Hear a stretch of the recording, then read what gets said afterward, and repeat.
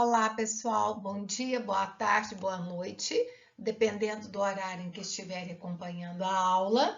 Espero que estejam todos e todas muito bem e vamos para mais uma aula de redação técnica. Na aula anterior, nós concluímos a primeira parte de nossa programação, que seria essa parte que diz respeito à linguagem e a algumas observações referentes ao nível formal da língua, considerado padrão culto, padrão formal da linguagem, que você deve observar no momento de produzir seus textos científicos e acadêmicos. Hoje nós vamos dar início à fase de produção de textos em si. E eu escolhi para iniciar, escolhi seguindo assim também a nossa ementa, uma das ferramentas que nós mais usamos no ambiente de trabalho, no ambiente corporativo, que é o e-mail. Ele veio aí substituindo a carta comercial e faz parte do dia a dia das empresas.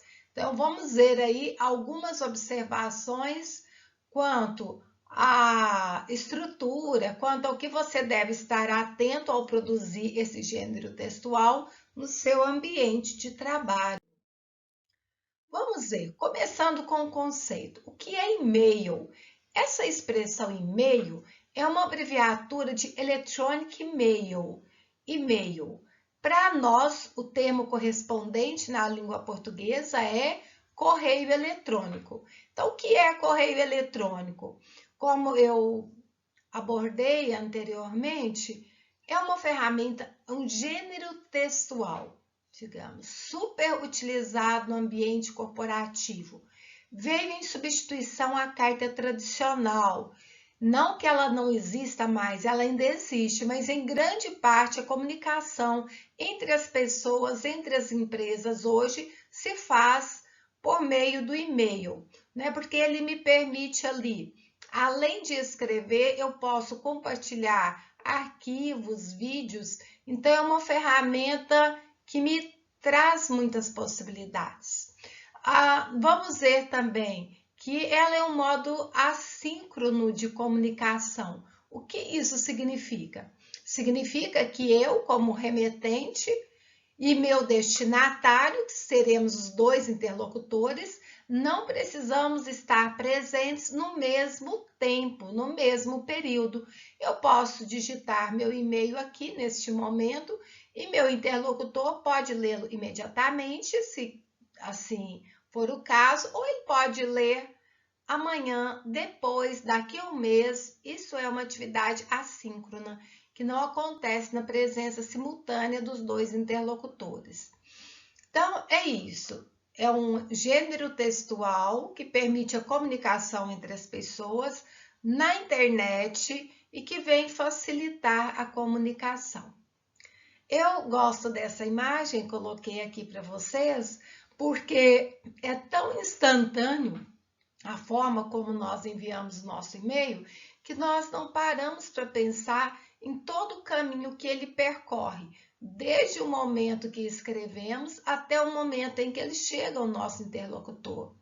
Vejam bem, eu digito o meu texto aqui no meu notebook, no meu celular, no meu computador de mesa e vou enviar, ele sai dali, vai pela minha linha telefônica, vai para o provedor da internet, de lá ele vai para essa rede RNP, que é responsável pela interligação da nossa rede à rede mundial.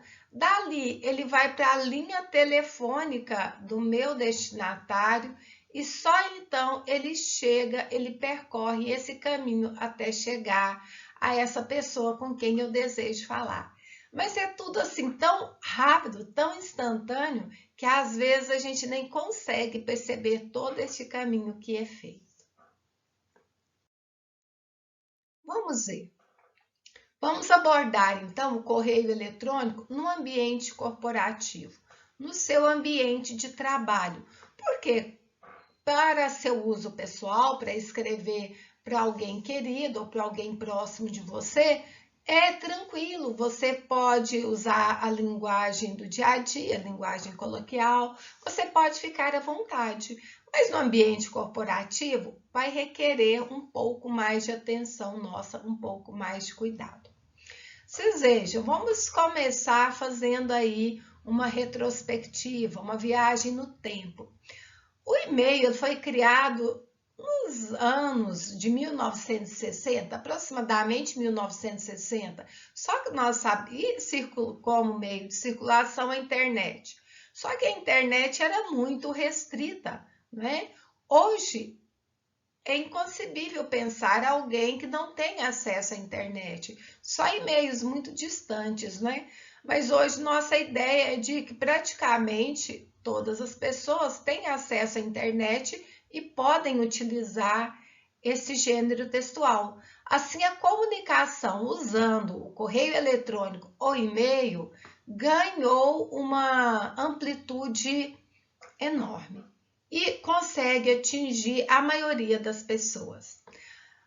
Nós vamos ver então, dentre as suas facilidades, nós temos o encurtamento de espaços e tempos, ou seja, eu posso escrever para qualquer pessoa em qualquer lugar do mundo, em qualquer tempo. É bom lembrar que, uma vez que eu envio e-mail, eu não tenho como apagar. Então, é um gênero que deve ser pensado e escrito com cuidado. E umas de suas características são objetividade, é um texto em que eu não vou ficar me alongando, e a celeridade é um meio de comunicação rápido, que chega praticamente no mesmo instante à pessoa, ao meu destinatário, a pessoa para quem eu estou escrevendo. Então, no ambiente corporativo, ele é um dos canais de comunicação mais utilizados. Nós utilizamos nas empresas não só para pessoas que estão muito distantes no tempo e no espaço, mas também utilizamos o e-mail dentro da própria empresa. Você quer comunicar algo ao seu chefe, né, de uma forma mais formal, você pode e deve utilizar o e-mail. Ele é hoje uma ferramenta essencial, mas no ambiente corporativo, no ambiente de trabalho, nós temos que observar que esse contexto tem que ser levado em conta e você tem que usar uma linguagem formal, uma linguagem correta, objetiva e clara, para que se faça entender. Essas dicas aqui eu acho bem bacanas. Elas são dessa autora o livro dela estava por aqui.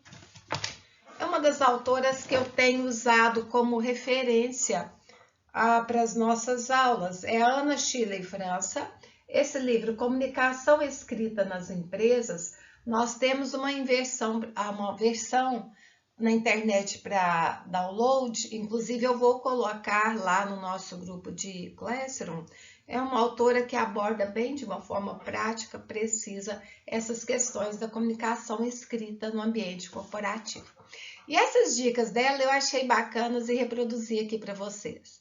Veja, você deve usar o e-mail para se comunicar com várias pessoas simultaneamente, porque você pode mandar o e-mail para uma pessoa com cópia para outras, ou pode enviar em um grupo, para oferecer flexibilidade a seus leitores, ou seja, eu posso escrever nesse momento e meu interlocutor leia no momento que lhe for oportuno. Economizar o tempo dos leitores, por isso é muito importante a questão da praticidade, da celeridade de um texto bem escrito para não gerar dúvidas.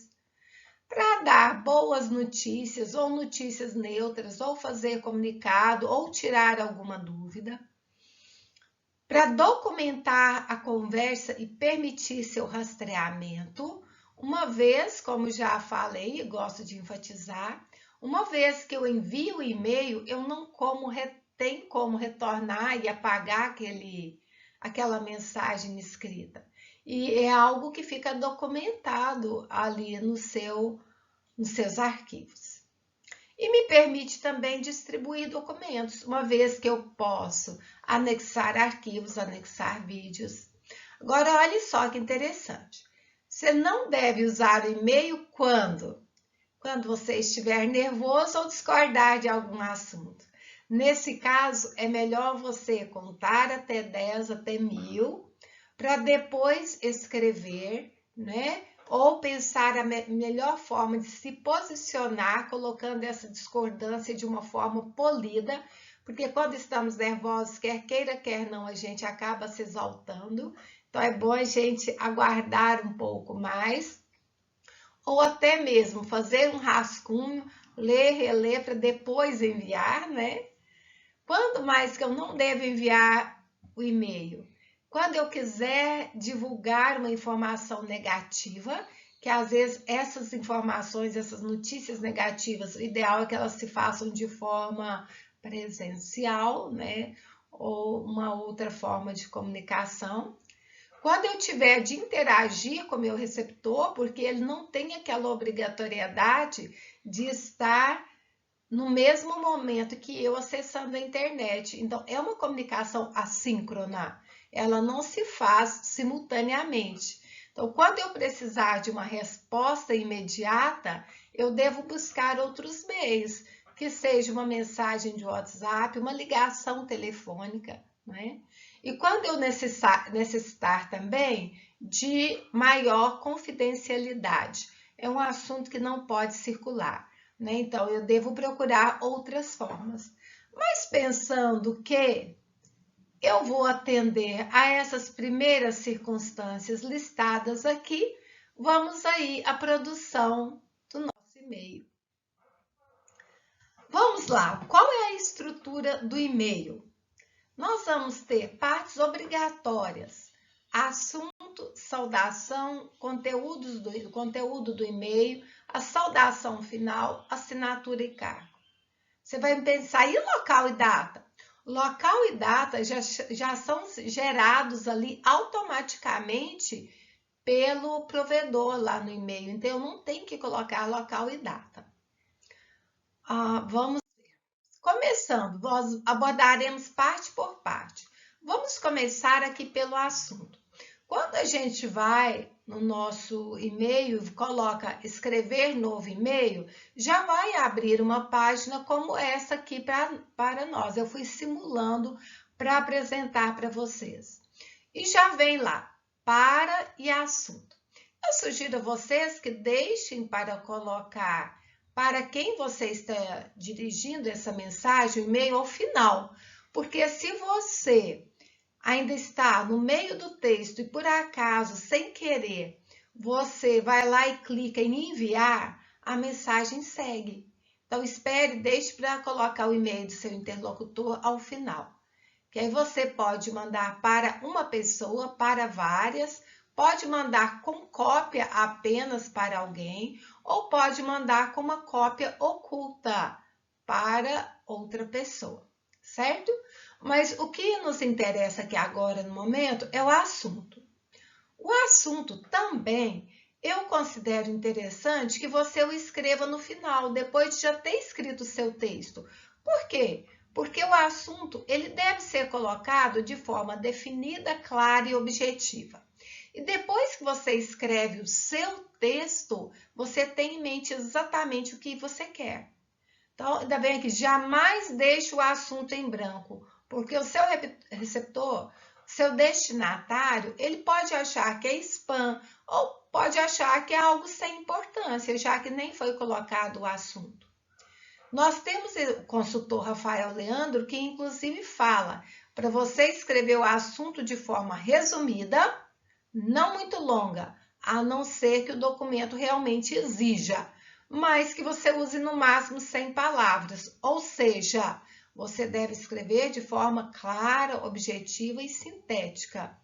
E vem aqui essa dica para você escrever o assunto ao final. Fui simulando aqui, aí coloquei, né? Vamos partir para a segunda parte, saudação. Eu coloquei como meu assunto no meu e-mail aqui, digamos que eu estivesse escrevendo para vocês, meus alunos e minhas alunas. coloquei, o assunto seria agendamento das avaliações. O que vocês esperam? Que eu vá colocar nesse e-mail quais serão as datas precisas das nossas avaliações. E venho agora com a saudação. Não é polido, não é educado, não é gentil você começar no assunto sem cumprimentar, sem saudar a pessoa a quem você está se dirigindo. No meu caso, eu coloquei aqui, caros alunas, caras alunas, bom dia. Outra questão que é de bom tom. Eu sei que são meninos e meninas que estão lendo esta minha correspondência.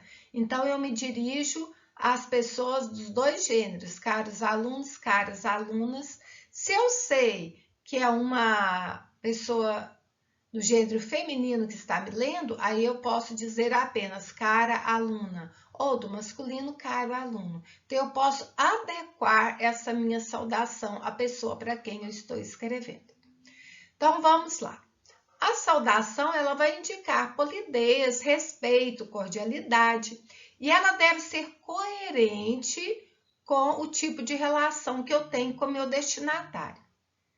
E posso acompanhá-la do cumprimento como bom dia, boa tarde, mas nós não devemos nos esquecer que estamos no ambiente corporativo.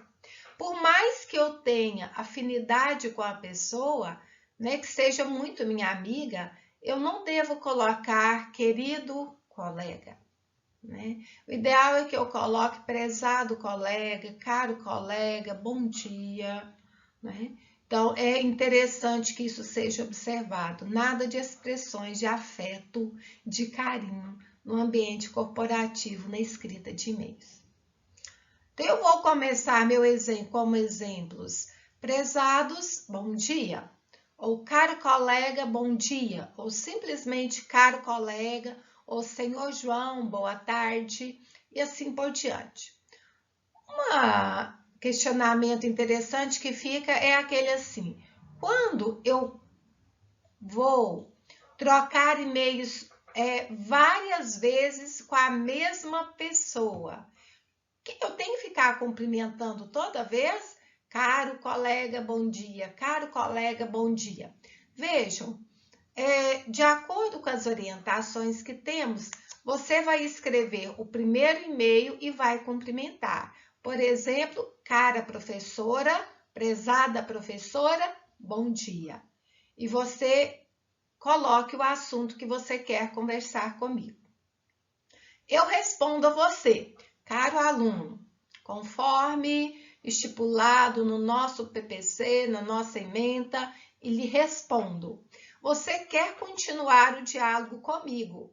Você não precisa novamente colocar prezada professora, cara professora. Você simplesmente pode colocar professora, vírgula, ou Bárbara, vírgula, e seguir o assunto. Está certo?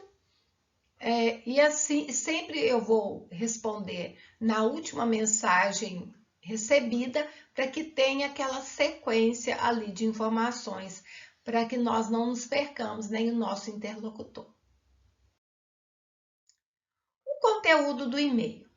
Pessoal, observe que toda correspondência, todo texto que nós vamos produzir, ele tem que ter um início, meio e um fim, né? Eu tenho que começar meu raciocínio, colocar a minha mensagem e fechar esse raciocínio.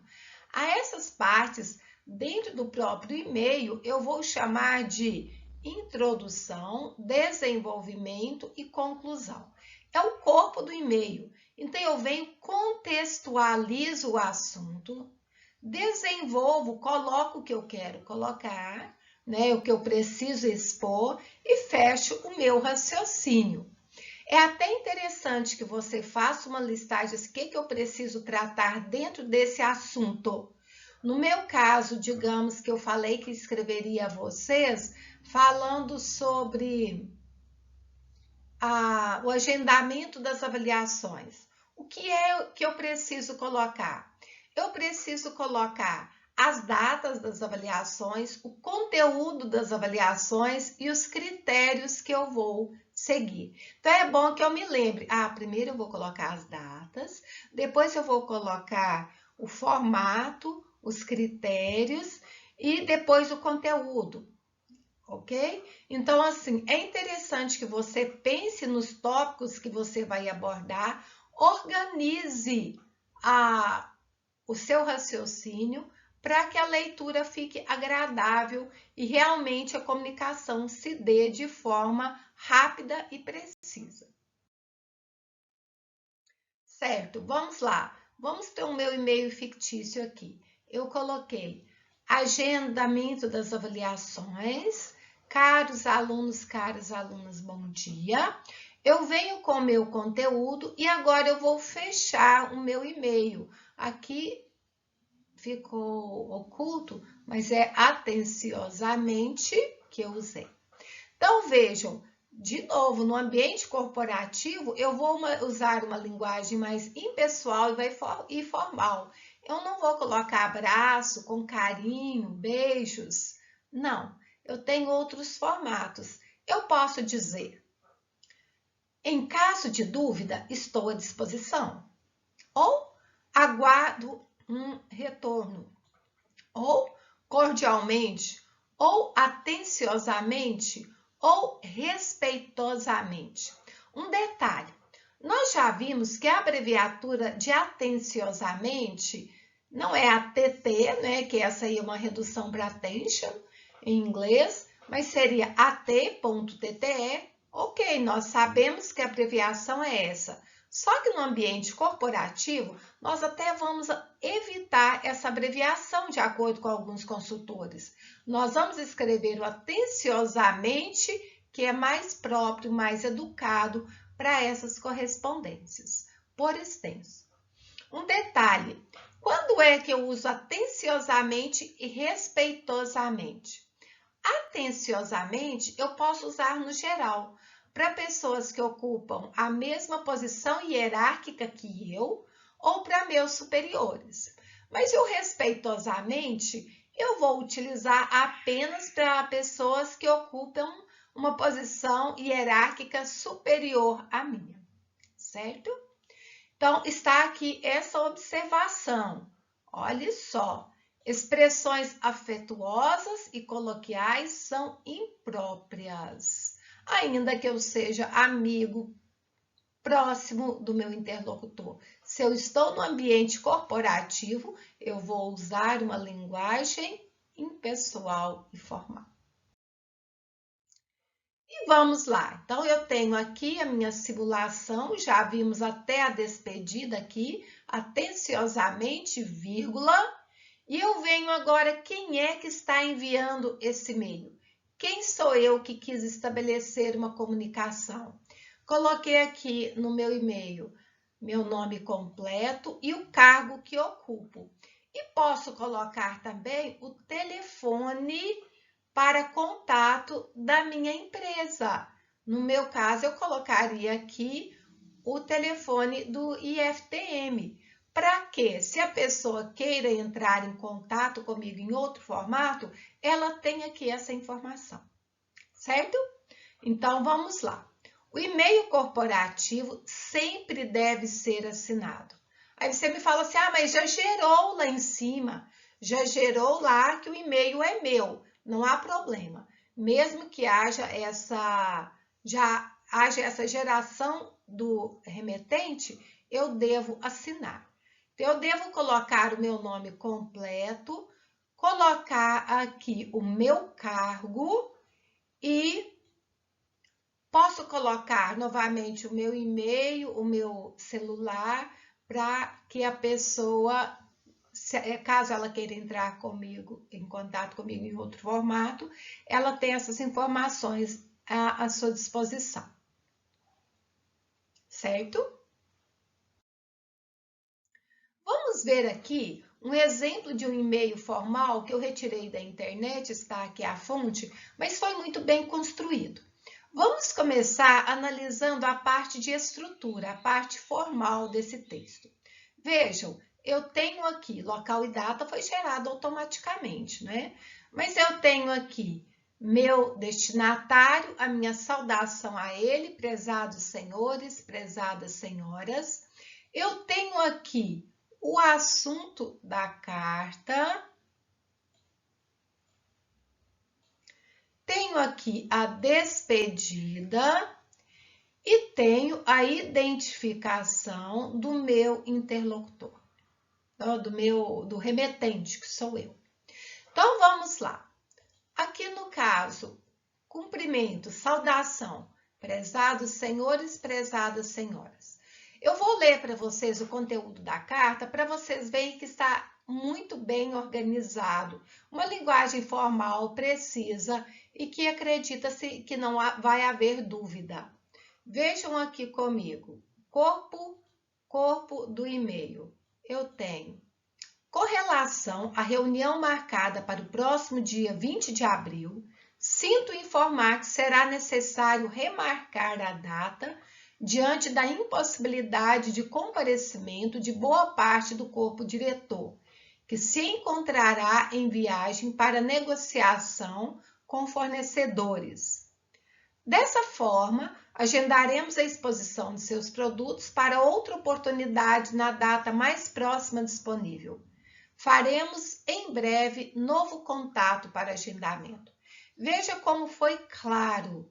Veio aqui, né, no caso, mostrando da impossibilidade de se fazer a reunião na data prevista, coloca justificativa porque não é preciso, mostra aqui, né, que a exposição será agendada, no caso era uma reunião para exposição, né, de produtos, que essa reunião será agendada para um próximo momento e que o novo contato será feito. Vejam a despedida atenciosamente, vírgula. Aí eu venho aqui, o nome do responsável pela empresa, o cargo, telefone, e-mail. Veja uma questão, pessoal, que é interessante. A disposição gráfica. Observem que esse texto é um texto convidativo para leitura. Olha só, sinal verde para ele. É um texto bem distribuído, com espaço entre parágrafos. Eu não uso mais, não tem se usado mais aquele espaço para dar parágrafo em e-mails. O que a gente faz? A gente escreve em blocos e de um parágrafo para o outro eu salto esse espaço. É interessante que um espaço maior seja dado aqui entre a saudação inicial e o conteúdo da carta, assim como é feito nas cartas comerciais mesmo, no conteúdo do e-mail. E aqui depois, no final também, entre o atenciosamente e a descrição do remetente, tá bom? Então, esse aqui é um bom exemplo, um texto muito bem escrito. Acabei de falar ali na prática, mas vamos observar alguns detalhes mais sobre o layout do e-mail, sobre a disposição da informação. Vejam que, ao formatar o seu e-mail, observem a padronização e uniformização. Tornar uniforme e padronizada a sua escrita. O que é isso? O que você vai fazer para atender isso? Você vai utilizar a mesma fonte, configurar com a mesma cor, manter o mesmo tamanho da fonte. Por exemplo, se eu escolher a cor preta, que é a cor padrão, na correspondência oficial, se eu escolher Times New Roman 12, eu vou escrever todo o meu e-mail em Times New Roman 12, que às vezes eu copio, colo alguma coisa de algum documento, alguma informação aqui para o meu e-mail e ele fica no formato menor ou maior. Não, o ideal é que seja padronizado, certo? Mesmo tamanho de fonte, mesmo tamanho. Ok. Pergunta: eu posso negritar ou destacar alguma palavra? Se você achar conveniente, para facilitar, agilizar a leitura do seu destinatário, para que ele preste atenção a alguma informação, ok, pode, mas atenção à parcimônia, ou seja, não vai negritar todo o seu e-mail. Negrita uma informação que realmente seja prática e necessária. Ó, evitar cores para não poluir a sua informação. Da mesma forma que eu não vou negritar todas as palavras para não ficar aquele texto visualmente poluído, eu vou evitar cores. E caixa alta, que é o uso de letras maiúsculas, eu vou evitar também, não vou escrever. Por quê? Porque dá a impressão de que a pessoa está gritando. Esse é um recurso de quando eu quero falar alto. Então, assim, não vamos usar, vamos distinguir letra maiúscula, letra minúscula, mostrando aí a nossa polidez, o nosso conhecimento sobre esse gênero textual. O espaçamento entre os parágrafos, já falei que a gente não escreve deixando espaço para parágrafo, mas a gente escreve em blocos. E deixar um espaçamento maior entre a saudação e o primeiro parágrafo, bem como entre o último parágrafo e a assinatura, que aí dá esteticamente, o texto vai ficar bem apresentado. Detalhe. Eu tenho 3 assuntos, digamos, para tratar com vocês. Um é sobre o agendamento das avaliações. Outro é sobre, digamos, matrículas para uma nova disciplina que está sendo apresentada. Outro é sobre um curso que vai ser ministrado no Instituto. Eu tenho 3 assuntos diferentes. Posso pegar e colocar tudo no mesmo e-mail para ganhar tempo? Não posso. Cada assunto eu vou tratar de um e-mail. Eu vou tratá-lo em um e-mail próprio. Para quê? Para facilitar a localização tanto do meu destinatário quanto minha, para eu me organizar. Então, essa aqui é uma dica de milhões, usando a gíria atual, dica de milhões. Limite o e-mail a tratar apenas de um assunto, certo? Então, escreva um e-mail que fale sobre um assunto de interesse do destinatário. Se eu precisar tratar de vários assuntos, vou fazer tantos e-mails quanto forem os assuntos. Separados, sempre separados e sempre com informações que sejam pertinentes àquele tema. Pessoal, é isso. Se vocês tiverem alguma dúvida, podem me enviar lá no nosso Classroom ao questionamento que eu terei o maior prazer em responder. E a minha atividade de hoje, é claro que eu acredito que você tenha feito as suas anotações, tenha feito as suas observações sobre o gênero, mas a minha atividade de hoje é você produzir um e-mail aplicando tudo que estudamos sobre esse gênero textual. Veja, leia a situação a seguir. Como chefe do Departamento de Logística e de Transporte da empresa JJX, Pedro pretende oferecer um curso de capacitação em logística de armazenamento da produção para seus colaboradores. Para tanto, ele precisa comunicar essa ideia à diretoria da organização e solicitar verba para o evento. Ajude Pedro a fazer isso. Você vai se colocar no lugar do Pedro, você é essa pessoa que vai oferecer um curso de capacitação para os colaboradores, você vai comunicar essa ideia à diretoria da organização. Então, já temos aqui o meu destinatário, é a diretoria da empresa JJX. Você vai comunicar a eles que você quer oferecer um curso. Claro que você vai justificar o porquê desse curso, por que você quer oferecer, por que ele se justifica, e vai mostrar para eles que você precisa de verba para esse evento, certo? Então, é essa a nossa atividade de hoje. Pessoal, bom trabalho para vocês. Ah, um detalhe, vocês vão digitar um e-mail, que é o formato específico desse gênero textual. Esse não poderá ser manuscrito.